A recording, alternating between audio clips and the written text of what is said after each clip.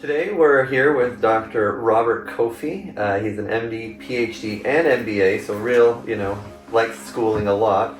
Dr. Kofi is with Spine Capital, and so we are really lucky to have him here. Welcome to the podcast, Dr. Kofi. Thank you. Great to be here. So first off, I want to talk a little bit about your background because it's a really cool background, at least from what I was able to read. So, Harvard MD, and then as you're getting your Harvard MD, you also got a PhD from Harvard in biophysics. Correct. And then, not to be outdone by anybody, you also got an MBA from Harvard Business School. Is that right? Correct. Okay, so obviously you enjoy school. What made you want to really, you look at those three different areas, people will become an MD. You're a neurosurgeon, it's some of the most education you can possibly get. Other people go the route of wanting to be a professor, PhD, and they go that route. And then other people go get their MBAs and they want to do business and stuff like that. You decided to do all three. Tell us kind of the story of how that happened. Right. So I think one of the core interests that I've had is to find ways to innovate, to heal, and to invest in strategies, whether it's investing in companies or businesses and so forth. So I got the 3 degrees basically to cover all the 3 areas of interest. So it wasn't like chronological in that order. So when I got out of college, I got into the Harvard MD PhD program, which is a commitment to do both the MD and the PhD degree. And the MBA came later. And when during that time, the way it's structured is you spend 2 years in medical school, then you spend few years doing research. For some it's 2 years, it can be 10 years doing a PhD. Wow. And then you come back and spend 2 years to finish your medical school. So I was in that program at the beginning at Harvard, and I was interested in physics as an undergrad, so did biophysics PhD during that time. I went back, finished medical school. The whole process took me about 6 years to complete. But in the time, I was fascinated by neurosurgery, and I was also fascinated by business and companies and startups and so forth. So went in to do my residency at Mass General, also a Harvard hospital. And within that time, as part of our training, you either do more research or do something else. And for me, my something else was to take advantage of, learning more about business. And that's how I got the MBA at Harvard Business School. So it allowed me to really dive into my interest in innovation and research, in healing people and caring for patients, and then in investing in finance and business as well. So having, being a neurosurgeon, having a PhD in biophysics, having an MBA, how does that give you a different perspective on healthcare than most people? Right. I think it allows you to look at the whole forest and not be also too scared of the details of the branches and the leaves in the forest. So medicine can be overwhelming. I think medicine is one of the biggest, business in this country. I mean, 20% of GDP is from healthcare. And so over $1 trillion a year. Exactly. It's a very big part. And I think a lot of the problems we have is in part because great clinicians don't understand the business of healthcare. Agreed. And great business operators don't understand how to care for patients. And yes, there's a role to specialize in having people who do really well in each of the different areas, but you need people bridging the gaps. And I wanted to be one of those people bridging the gaps so we can communicate to the business world what healthcare is about. And what's exciting about healthcare is it's constantly innovating. I think 100 years ago, nobody was expected to live to be 100 years old. Mm-hmm. I mean, and there are a lot of things that have happened in healthcare came from innovation and research. And you just have to be willing to understand the science and what's really behind all of this innovation. So that was the third piece of the puzzle. And I wanted to make sure I was really covering all of the bases and to get all the training done efficiently. So at Pain Doctor and at Arizona Pain, we actually believe that there is a very fragmented healthcare system. And one of the reasons is because of exactly what you said. Everybody goes into their specialty, and they understand really well their area. Right. But they don't necessarily, it's too complex, and innovation's happening at such a fast speed. You can't keep up on every other specialty because you have your specialty. And then you take that and throw the whole business aspect on top of it. And it becomes, you have great doctors that run, less than, good practices, not because they want to, but because they can't get their patients in, they can't get people to them, they don't know marketing, they don't know all of these things. But what happens is we believe that it's one of the reasons we have an expensive healthcare system. We believe it's one of the reasons we have an opioid epidemic, as well as a bunch of other issues, specifically because I think every patient can relate to this. They go to their healthcare provider, they fill out their paperwork, they finally see the doctor, and the doctor says, you need to go see the specialist, you need to go see the neurosurgeon. They go there, they fill out what looks like exactly the same paperwork, they finally see the doctor. Those two doctors rarely speak to each other. Exactly. Right? And so that fragmentation makes it to where every single doctor that's seeing a patient is starting from scratch and doing their best. And again, we have incredible doctors in America. I truly believe that. But because what you just said, the business side is usually so separated from the medical, what happens is you can't have incredible customer experiences, not just patient experiences, and you want both.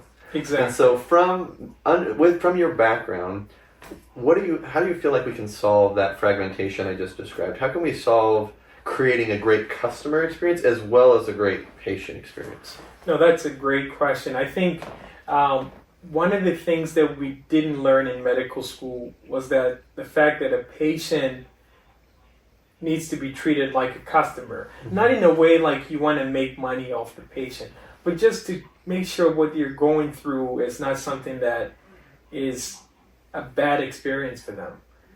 If you're ill or you have a problem, you need an operation or an injection or you need to see a doctor, that experience is necessary, but it should not be unpleasant. Yeah.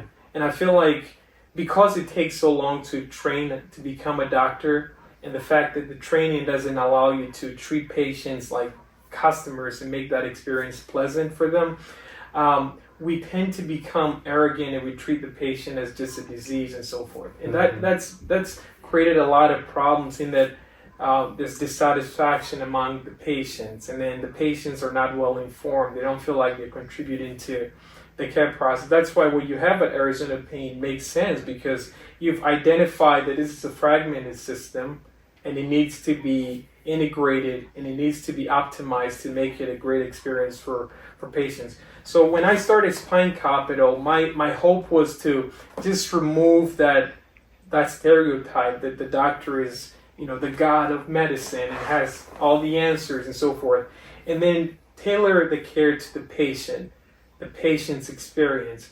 From the moment they walk in our door, how are they treated? How do you care for them? Is this a place that you're willing to send your mom and your dad and your siblings to?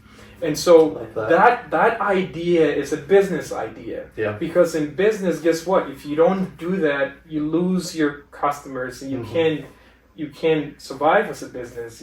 Your competitive advantage in healthcare, I think, as a doctor, is being a great clinician, but also being a great customer service provider. I wish more doctors understood exactly what you just said, because I could not agree more with that. Like, as doctors, you get really good at saying, I need to diagnose this patient and I need to come with the best treatment for them. Right. But how we communicate that to the patient and how we facilitate that service can completely change the experience. You could be the best doctor in the world and have no patients.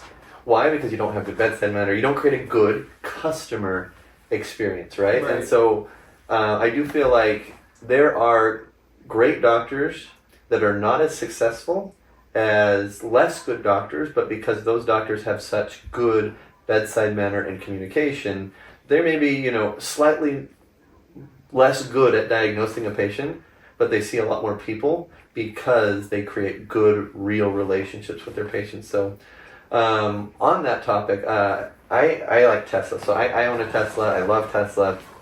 Buying a car from Tesla is a very different experience than buying a car from, your normal car dealership. Have you ever bought a Tesla before? I have, yeah. Okay, so the difference, right? So you go online, you pick exactly what you want, you walk in, they're like, yep, your car's right there, go in. It doesn't feel like a sales experience like you would look at a normal car sales dealership, right? They've taken that customer experience and said, where can we get rid of all of the different barriers to make this as smooth as possible? And I think if we take that similar approach to healthcare of saying, where can we remove these barriers? what don't people like about going to a healthcare office? Well, they don't like sitting in the lobby forever. They don't like filling out so many paperwork. It's like their life story has to get put on all of these papers over and over again. And then they don't want to say, like, I didn't understand what the doctor recommended. And so if you look at all those areas and say, how can we make this experience one where you can come in and you can be seen quickly and promptly, and when the doctor explains something, there's follow-up educational material so you can understand, because I truly believe when patients understand the care that they need, they're much more compliant and likely to get the care they need. Absolutely. Not because they don't need it, but because they understand why. Exactly. Right? Exactly. I think you're 100% right. And again, Tesla, a business, right, that's very successful, but really putting the patient or the customer at the center is the reason why you become successful. And Tesla is a good example. They take, like, people buying cars, they interview them, go to market and really understand the customer. What do they need? What annoys them? What would they want to see? And just iterate, make it better, make it better. They have a very optimized process for selling cars, and you're very successful at doing it. And the fact that you can take that to healthcare is because you probably have an MBA as well. and this is interesting. Like, yeah. Well, and on that topic, like, you know, from your background, I would say Spine Capital obviously is something that you're passionate about. This is your company, founder, CEO. How are you doing things differently to be more like Tesla or to create a better customer experience? I'd love to hear kind of how you've thought through this. No, so before I started, I took a whole year to really listen to people. Mm-hmm. Not people that I was going to actively do surgery on. Just go to the community, talk to people. I'm like, what would you want to see in your in the care you receive as a patient, or if you have a family member who needs to see a doctor, what would you want to see? Interview a lot of people, talk to people that might become patients in the future, and learn. The first stage is to learn, and Agreed. I spend a lot of time learning about the community and what patients really want, and learn from that. And it was actually eye-opening because before starting, I'd practiced in Wisconsin for 3 years, mm-hmm. where it was you're done with training, you have all these skill set, go, and you just do all these things. But then what I realized is that these are like people who have fears and concerns, and absolutely, they just want to be taken care of. And it's not, they don't care where you trained or whether you're going to do the surgery this way or that way. I mean, they just wanted to be done well, they wanted to be done properly, and they want to be treated as human beings. I mean, the threshold, when you think about how competitive business is in general, the threshold to delivering customer service in healthcare has been set so low. So low. I mean, that's sad, but you're absolutely right. All of a sudden, just by thinking about the patient as somebody who could be your family or a customer that you want to take care of, you have a huge competitive advantage over well-established practices who've been around for a while, because fundamentally they're thinking of their competitive advantage as, whether their prestigious name or their excellent training, et cetera, et cetera. But if you have all of those things and you think of the patient as a customer as well, all of a sudden the patients want you because they know the experience will be better. So I think learning from the patients was key for me, and then coming back and then applying it. And then we also, in the practice, we iterate, we have once a week, okay, what have we learned this week about what we're doing? And stay agile. And we're getting feedback, and how can we make it better? We are like so obsessed about making sure the experience is great for the patients that every little thing matters. And you talk about companies like Tesla, but one company that I also like is Amazon. And one of Jeff Bezos always says that you have to really be obsessed about the customer. An obsession about, meaning that what would they want? They want their packages like faster. Okay, but how much faster? Like really fast. So he finds ways to make that experience better. And if you deal with that properly, I think you're going to be successful. Well, the Jeff Bezos interview with Lex Friedman was like one of my favorite interviews when they talk about some of that stuff. But it's that obsession with saying, how do we create a great customer experience? I think every patient out there would love their doctor's office to take just a grain of that advice and say, make it a better experience. And so I love that you all at Spine Capital are focusing so intently on this. But you're right, like you think about this of Amazon, they had 2-day delivery, and it was like, that was amazing at first. But then people are like, no, we want even better. And so continuing to listen to your customer and say, how can we do more and do more? And now you can get sometimes even like a couple hour delivery. It's like you want it and you're receiving it. And, you look at how Amazon's stock price has moved over the last, 20 years, and it's just insane growth. But I believe that their success is exactly from what you just said. It's listening to your customer and saying, how can we deliver exactly what you need in the way that you want it? And if we did that in healthcare better and said, how can we deliver exactly the healthcare experience that you're looking to receive, and you constantly iterate and iterate until it becomes better and better and better, I think that's one of the best roadmaps to being successful in healthcare. And every single patient should want to seek out places like Spine Capital where they're saying, we're not just putting your healthcare first, but we're going to make it an experience where when you come in, you understand your care, you feel good about your care, and you actually walk away saying, that was an amazing experience. It was different than any other healthcare experience I've had. I mean, that's exactly what we should be doing with healthcare. And you know what? It's actually cheaper. It's interesting because what I've found is when you care for people and you spend the time to understand what they actually need, you'll find that the expense in terms of what you need to deliver that care goes lower. Because guess what? Most people don't want to have their surgeries in big hospitals. No, they don't. Like you think that, I want to go to the prestigious that hospital that is known as the best place to get this complex care. Patients don't care.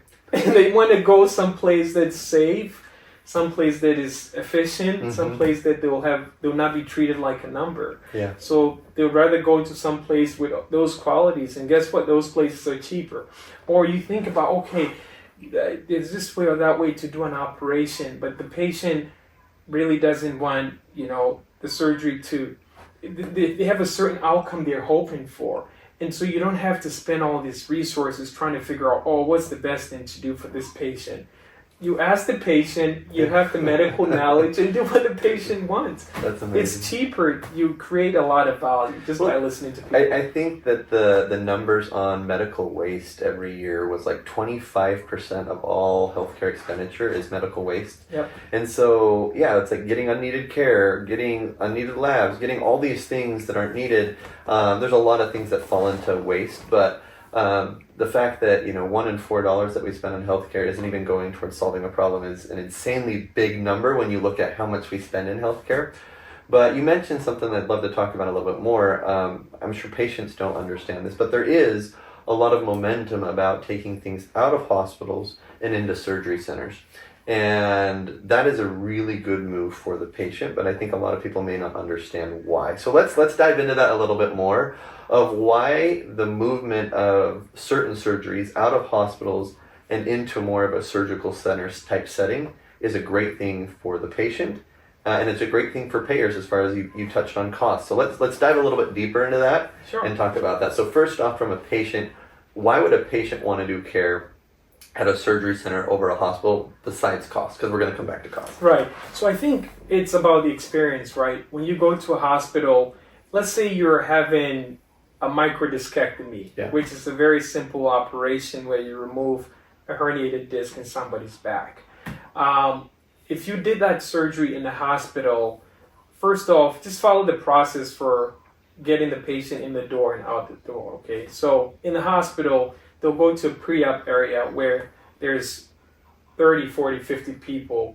Somebody's having colon cancer removed. Another person has breast cancer that they're going to take out. Somebody has a spine fracture. In the same hospital, somebody's having a baby, and somebody's sick. Somebody's coughing. They have so everybody's there. So first of all, there are a lot of people. You feel like a number, and the process is not streamlined for your pathology. Yep.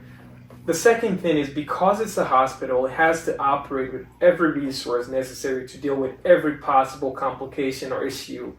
And that means a lot of resources have to be pulled together. It's very expensive and inefficient. To get an OR ready for a microdiscectomy in the hospital would take you 3, 4, 5 times longer than if you did it at the surgery center, because the surgery center is streamlined for doing that operation. So you have just what you need, and then when you go to a waiting area, you have just the patients that are having similar operations, and you have staff that are smaller, that know you, they call you by name, make you feel like you're a person, and then when you're done with surgery, the experience that you get is also better, because you don't get thrown into another area of the hospital with all these people with different issues. You have it done, the surgery is done minimally invasively most of the time. You go home a few hours after surgery and you recover best in your own home. Yeah. Today the hospitals are getting smarter. They're taking hospital and making it hospital at home.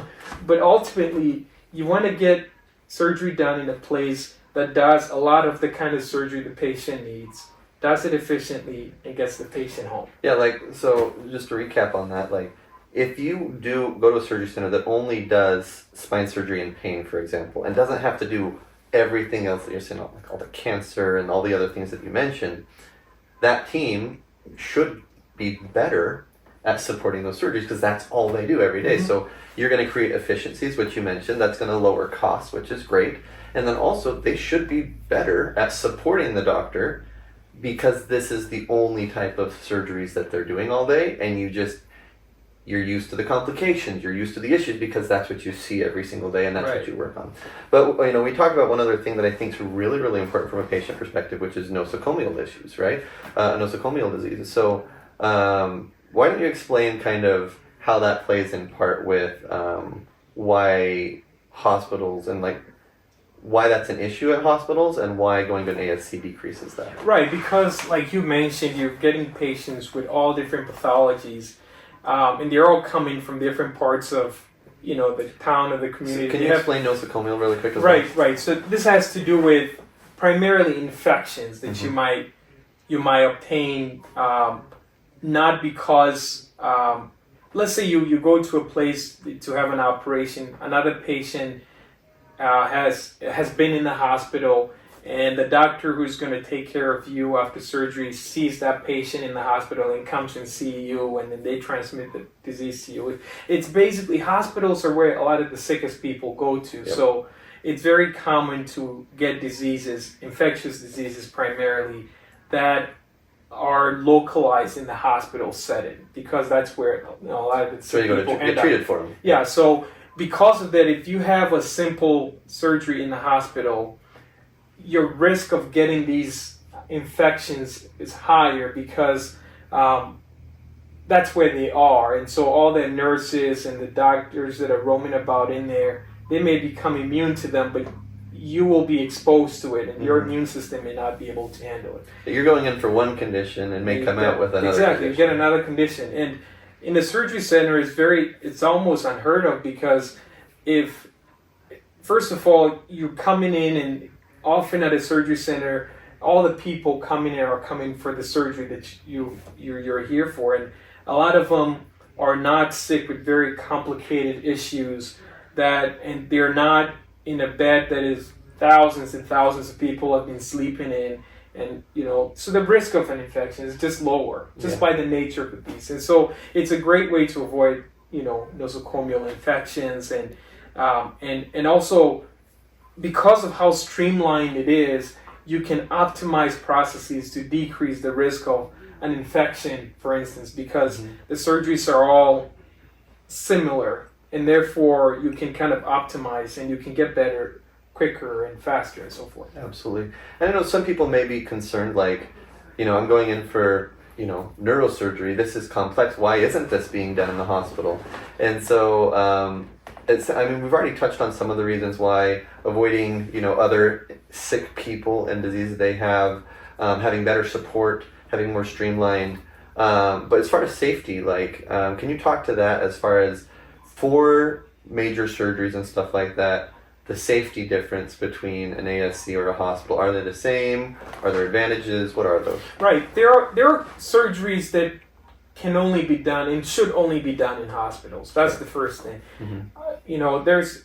I'm not saying hospitals are not necessary. I think they have their roles, and what you don't want is to do surgeries that can be done at an ambulatory surgery center at a hospital just because that's what's available to Yep. you. And so I think, like, if you have a brain tumor, you have to go to the You hospital. need to go to the hospital. Yeah, so, but if you have something like a disc herniation, then yeah, you can do that surgery in a hospital as well, but you can do it more efficiently in an ambulatory surgery center. And so I think over time, just from the economics perspective, it's going to become a routine where a lot of these so-called complex, very, very complex operations will only be done in the hospital. And the less complex operations that can be done in the surgery center that are today being done in hospitals will become only done in the surgery center. I do agree that's the direction we're going. And I think what you said is really wise in the fact that right now, people have a choice. Mm-hmm. And I think for people that are listening, one of the things that's really important is if you have the choice for something like a disc herniation and something like that, knowing that it's going to be less expensive with potentially less complications by going to an ASC, they should seek out doctors that are saying, hey, I need to see if this doctor is going to take me to the hospital or to the ASC, knowing that it's going to be less expensive, less chance of spreading other illnesses, as well as just the efficiency and the success of those surgeries because of what they develop in the ASC. And looking for doctors that do that is something I think that patients don't even know to look for. But I would advise, look for that because it's something that really dramatically can change the outcome of your procedure. Absolutely. Okay, so we talked a little bit about, ASCs, hospitals, cost is huge with that, and all of those issues. Let's change topics for a moment. So, outside of being a great business person, you're also an incredible neurosurgeon. So let's talk about that a little bit. What is some of the surgeries that you see that you find are the most enjoyable to do? Right. So I really enjoy doing spine surgery using minimally invasive techniques. So as a neurosurgeon, I'm trained to do both brain operations and spine operations. I tend to like the brain surgeries. I don't want to use the word less. They're very enjoyable to do. But what I've found is that the reward in terms of how the outcomes you can create for people in spine it's quite profound, and it's a quality of life operation in most of the cases. And so I like to see that quality of life improvement. And in particular, by doing these surgeries minimally invasively, you can get patients to get better faster. So we can do endoscopic discectomy, or we can do minimally invasive transforaminal interbody fusion, which is when you kind of stabilize a spine that's moving pathologically to make sure people get better. We can go through the side doing what's called the XLIF procedure. Let's break some of those down in a moment. Yeah.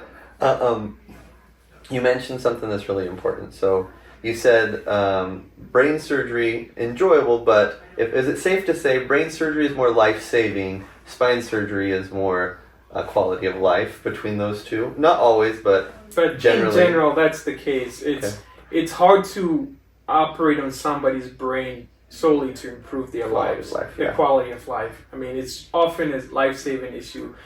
Very, very rarely you can have it for cosmetic reasons, or somebody with a benign tumor or something that they're kind of worried about, you take it out. But yeah, generally speaking, it's more severe. Yeah. So knowing that with the spine procedures, you're going to be really seeing high outcomes, high success rates.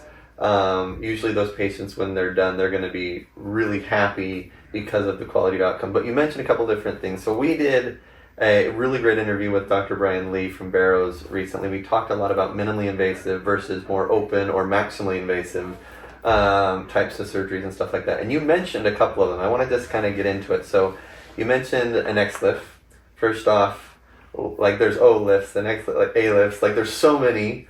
What does that stand for? Let's break down. So what is a XLIF? So an XLIF is basically extreme lateral lumbar interbody fusion. So basically extreme meaning you're coming all the way through the side, and lateral, again, because you're coming through the side of the body. And it's a minimally invasive approach in that, in general, it used to be that to come through the side and fix a problem in the spine, you have to open up a very large area and usually you need like a vascular surgeon to get you there, and you move the lung away, and then the big vessels away, and so forth. So an XLIF is basically doing that same operation through a very small hole, and you can do it as an outpatient even, and then you come in, you clean out the problem, and then you stabilize it with what we call a cage to in between the disc spaces. So that's an XLIF. It's basically coming through the side, treat a pathology in the usually in the lumbar spine, but you can do it in the thoracic spine as well, and then doing it through very, very small incisions as opposed to the traditional large ones. So in general, I know there's two major types of surgeries. There's a lot of other ones, but two major ones with the spine, like decompressions and then stabilizations. And there's a lot of other stuff, but those two areas, I'd love to break that down a little bit. So decompressions, obviously, we're trying to decompress, right? So if something's compressed, you don't want compressed things in the spinal column, right? And then stabilization is, we have too much movement and that's causing the pain. So pain can come from, as things swell, they can compress.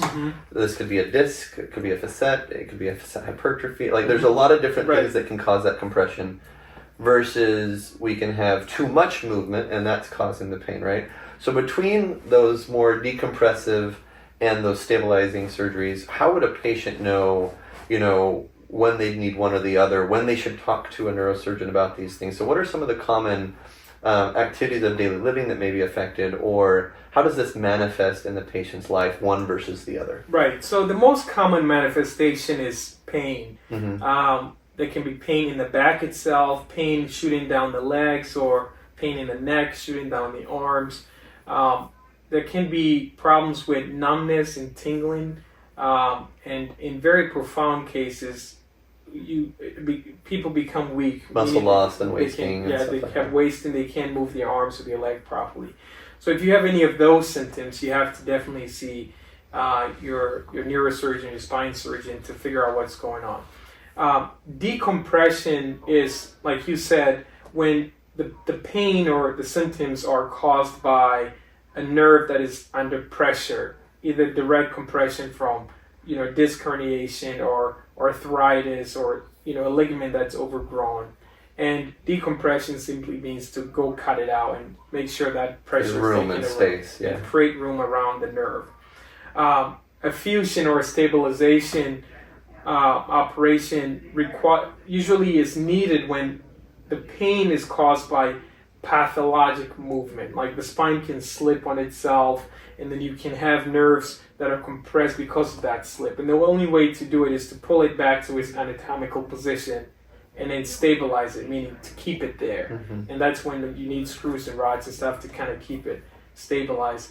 In general, for me, I often try to use the least amount of surgery to treat whatever symptom the patient has.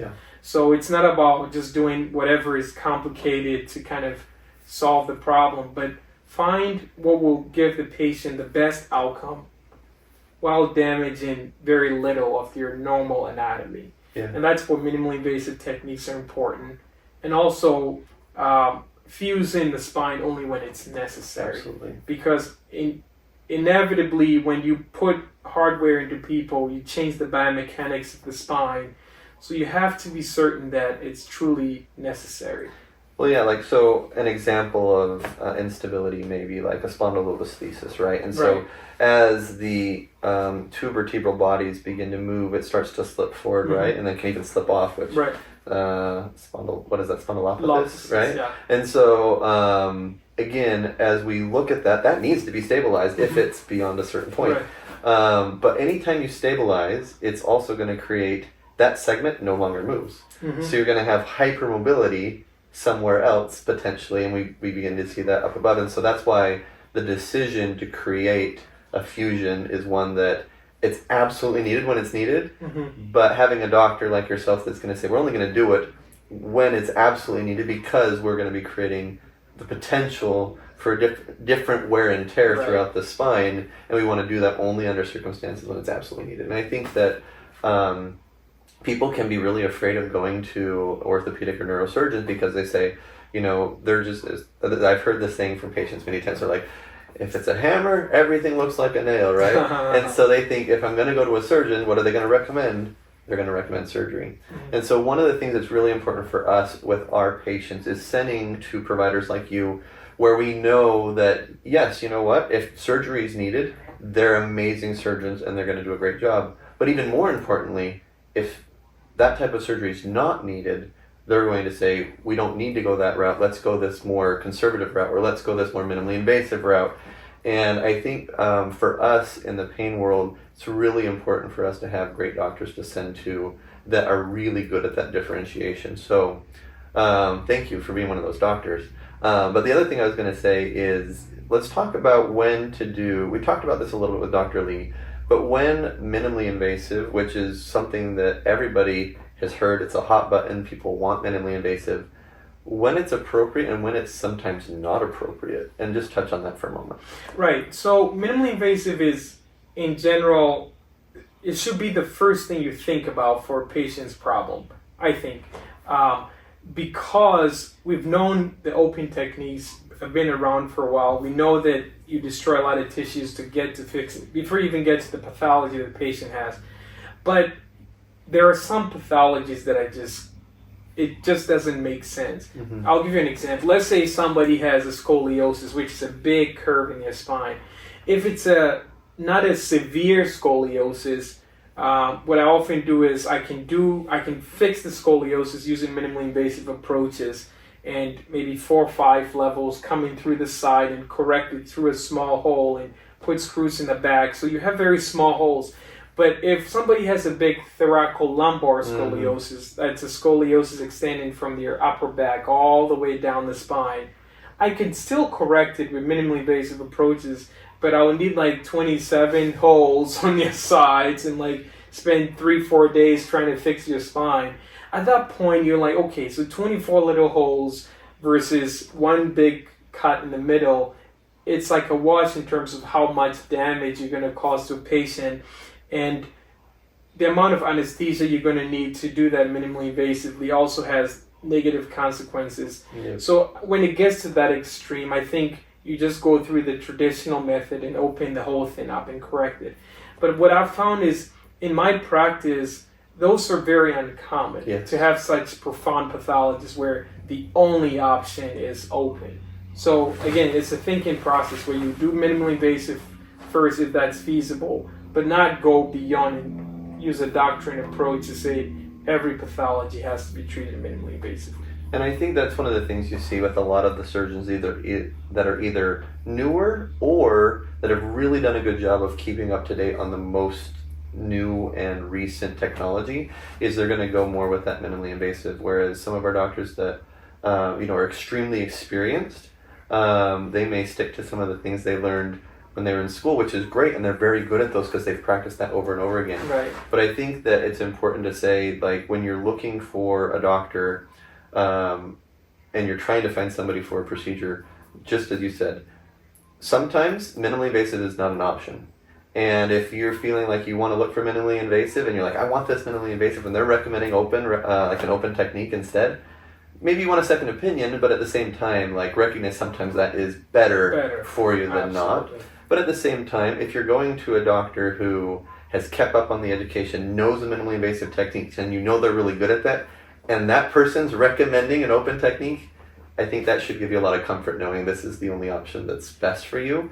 Because someone like yourself that says, I'm going to look at every minimally invasive technique first, but guess what? If we need it, we're going to go there. That's the type of doctor I'd want to go to, is knowing that they're going to give me any other less invasive option first, but then ultimately they're going to do what's right for my health. And I think that's really important to be able to find in your doctor. And I think for most patients, that's one of the most important things, is actually being able to trust your doctor. So for you, how do you build a relationship of trust to where when you're talking about, more invasive versus less invasive procedures, that the patient feels comfortable, feels like they can trust you, and move forward? Like, what's some of the things that you do to help patients feel comfortable in that setting? Right. No, that's a very good question. I think that's one of the things that I actually learned by really talking to people about what would you want. And it's actually quite simple.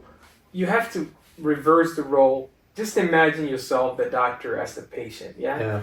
and you ask yourself, okay, what would I want? Personally, what I would want is I want to be able to participate in the decision making. I want you to inform me and tell me what's really going on. And so that's what I do with my patients. This is what I've been hearing from people all over the community. They want to be informed about what they have, Mm-hmm. and they want to be part of the decision making Absolutely. in terms of what care should be given. Naturally, as a surgeon, I have all the, I have the knowledge and I have the experience to do it, Education, education and so forth.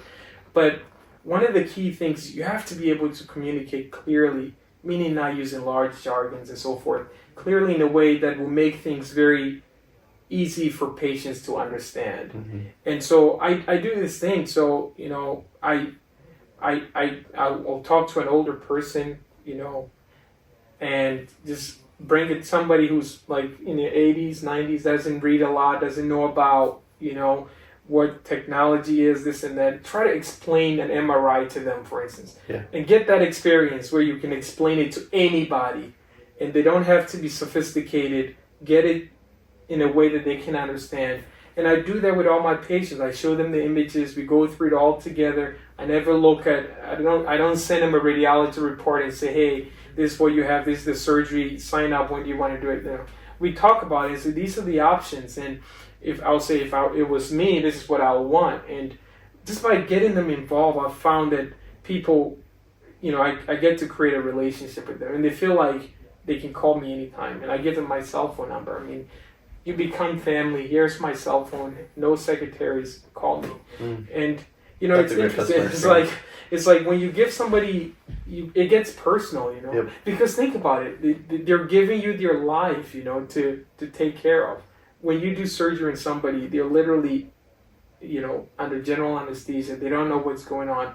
That's some level of trust that is beyond. And the least you can do is to connect with people on a human level and allow them to trust you. I love that. There's a saying that I really love that says, the measure of true understanding is the ability to take complex things and make them simple. Yep. Right, and so being able to take complex MRI, neurosurgery, different types of stuff, and to be able to explain it in a way that anybody can understand it, I think is a skill set that every doctor should work on every day, of saying, it's great to be great at your surgeries. It's great to be on the latest, most high-tech, processes and techniques possible. But being able to be a great communicator, to build trust, to involve the patient in their care, and to build relationships, I feel like that is just as important as all the other stuff that's done. Absolutely. For patient outcomes, for patient happiness. Think about it. You could know a patient needs a surgery, absolutely 100% know it, but if you can't communicate it in a way they understand it, they're not going to get that essential surgery. So, I do believe that a measure of how good a doctor is also a measure of how well they can communicate. Absolutely. I agree with that. So, kind of as we're starting to wrap up, there's a question that I really love to ask people, and with your expertise, background, and education, I'm really fascinated to hear your thought on this one. So, there's a massive opioid epidemic going on in our country. We know this. We've seen the statistics. Over 100,000 people dying every year from opioid-related issues, right? We as a company have really sought to say, how do we solve the opioid epidemic? How do we treat pain without contributing to the opioid epidemic? How do we get people that may be addicted to opioids off their addiction by solving the root cause of their pain and getting them better? In your opinion, how can we help to solve the opioid epidemic as a healthcare community? Right. So the first is obviously recognizing how big of a problem it is. And then the second is, I think today we don't really understand a lot of times the origin of people's pain. Mm-hmm. So it's very easy for people to just throw medications, narcotics or opiates on patients, and without really taking the time to understand, the pain they're having, and why they're having it, and trying to truly diagnose the pain. And that's what AC Pain does really well. You guys have an integrated team where the patient's pain is really assessed, and you don't throw pills at them and so forth. And so maybe instead of giving somebody an opiate to treat a problem that you could treat with an injection, you'd go with injection rather, so you don't have to have them coming back and getting pills to. And so it's what you said, it's finding the root cause and then recognizing it's a problem that you don't make worse by just randomly giving people medications without understanding why they have the pain. Awesome. Yeah. Well, thank you for sharing that. I do believe that treating the root cause is important, but I also think conversations like this are important. I think that collaboration between providers helps a lot of being able to say, hey, when I'm going to send you a patient, I'm going to try to say, hey, this is this patient coming over, this is what I've done with them, here we go. That can really help to shortcut some of those things, because I do believe that one of the reasons we have high opioid utilization is actually because it's like, oh, you're in pain? Well, let me give you something until you can see the specialist. Yes. And then what happens is they come over on a pill, and now it's like, well, now we need to manage that. And then sometimes the doctor never gets to treating the root cause. Exactly. And so one of the things we try to do very much is saying, collaboration with providers is huge, but then it's saying we're going to go to the root cause and say, this is what's causing this. Everything else may be supporting that, but we need to fix this, or this is never going away. And, for patients that are in a lot of pain, it can be scary coming off of opioids. But I think the reason isn't because they're addicted necessarily. It's because they're afraid of the pain coming back. Exactly. And so if you can actually treat the pain, you have a much better chance, or what's causing the pain, is the true cause of the pain, you're going to have a much better chance of getting those people off of their reliance on medications and back to living the life they want to live, because you've taken care of that pain generator. And so that's absolutely essential, I believe, in solving this problem. All right. So last question I'm going to ask, and we can wrap up. It's been so fun to have you on. If you were not an MD and you couldn't do that, what would you do? What would you be?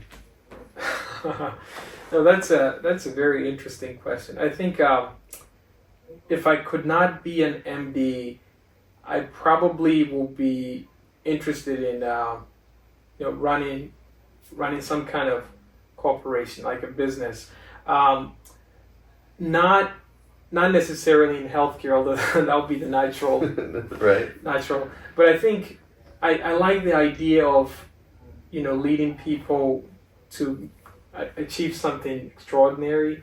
Working in very big teams to really try to solve big problems that are coming down. I think that would be really cool. And I think I'm still young, yeah. So we'll maybe when I'm too old to operate on people, maybe that will still be in the future. But I think that would be really cool to be in a big organization, lead it, take it to the next level. I love that, because for a long time I actually dealt with this issue of being a doctor and being a business person, and loving both and not understanding how they related. And I was like they're opposites, they shouldn't be together. And then realizing that there was the same drive for both. For me, it was solving problems. Right, and so when, as a doctor, if I was seeing a patient, it was, I want to help them solve their problems, and I want to work with them, and I want them to get better. And as a business, it was the same thing. Yep. It's just these different problems and wanting to solve them. And so I realized at one point in time that all came down to a core of who I was I love to help people solve their problems and to make solutions that make our communities better and people's lives better. And I think it's similar with you, of that desire to say, when we have problems in front of us, being able to think in different ways to be able to solve that, to improve people's lives. And so I love hearing that's your passion. We like to ask our different doctors that come on, just because it really presents a different side of them, right, and reveals they're not just a doctor, they have other passions and interests and stuff like that. But thank you so much for coming on to Doctors Unscripted today. It's been an absolute pleasure having you here, and look forward to definitely having you come on again sometime. Okay, thanks for having me. This has been fun. All right, thanks so much.